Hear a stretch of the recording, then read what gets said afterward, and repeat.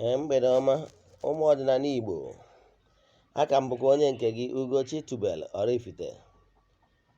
Nwa Adama anyị na-akpọ alụ n'Oraifite. Ihe nji ka m kọwaa n'ụbọchị taata bụ gbasara inye ndị ichie nri. Ihe kpatara o ji wee dị nnukwu mkpa. Nke mbụ, nwere ọtụtụ ihe mere n'ọtụtụ ngwuru dị iche iche. Ya bụ ihe mere n'ọtụtụ ngwuru dị iche iche bụ na o nwere ọtụtụ ngwuru bụ na enwere mmụọ dị iche iche nọ na ngwuru, chekwarụ ngwuru, nọkwa in covenant with ndị nna nna anyị ha. Ụfọdụ bụ ndị a na-achụ ọchụchụ dị iche iche, ha wee bekuo mmụọ ha na mmụọ wee nọrọ n'agbata, na ha ga na-enye mmụọ nke a ma ọ na-enye mmụọ nke ọzọ. Then mmụọ a na-emekwara ha nke a ma ọ na-emere ha nke ọzọ.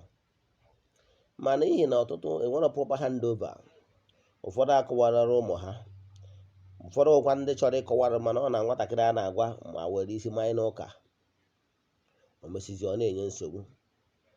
Mana nke bụ eziokwu na ọ bụrụ dibịa niile ya agbata ya n'afa, maka na afa alụsị, ọ bụrụ dibịa niile na-agba afa alụsị.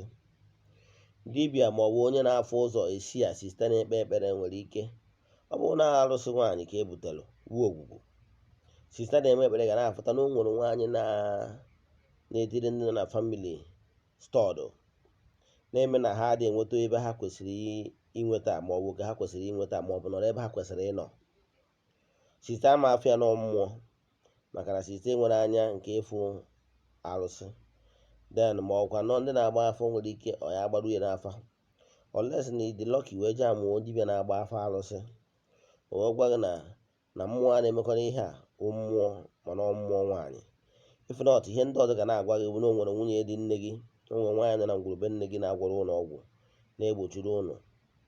Ma ije ebe a na-eme ekpere a na-asị na o nwere nwaanyị nọ na ngwurube ụnụ na-egbochi na-epushi onye ọbụla down. Ije na-ewere nwunye dị nne gị iwe na ọnya dị responsible. Brother, ọ bụrụ eziokwu. Ihe eji ma na ọ bụrụ onye bụ eziokwu bụ ka ị mesiara back to sender, ma ọ bụ rụọ ọrụ ndị amoosu, ihe na-ebe n'aka na-ebe.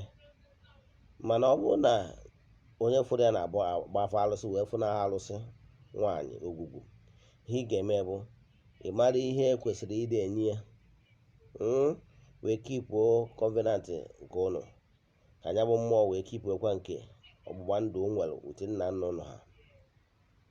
Ihe a bụrụ ihe a na-efetara mmiri nsọ ma ọ na-arụta ọrụ ezinụlọ, maka na ihe ị mara karịrị gị, mmụọ karịrị ọgwụ. Ihe ị ga-eme bụ ịjụta ese gbaa afa onye na-agba afa mmụọ, o wee nwee ike chọpụta ihe dị etu a.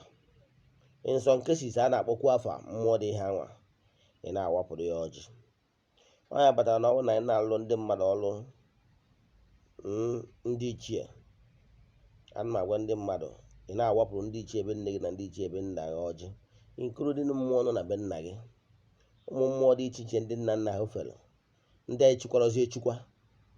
Ihe ndị a na-agwa ndị kụrụ mmụọ dị iche iche mba, ụfọdụ bụ ndị a na-emegbu emegbu. Ihe niile ndị a mere n'owu ihe a na-emenụ bifo ụka abịa.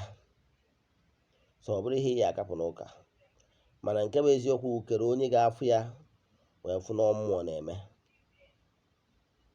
Aka m bụkwa onye nke gị Ugochi tubelu Oraifite. Ị ga-ejije m afa chọta na Facebook, ma ọkwa na mkpọ fon nọmba m, WhatsApp nọmba m, were ya sendịrị m meseji, aga m enyere gị aka. WhatsApp nọmba m bụ 08057837672. Ugochi tubelu Oraifite. Daalụ.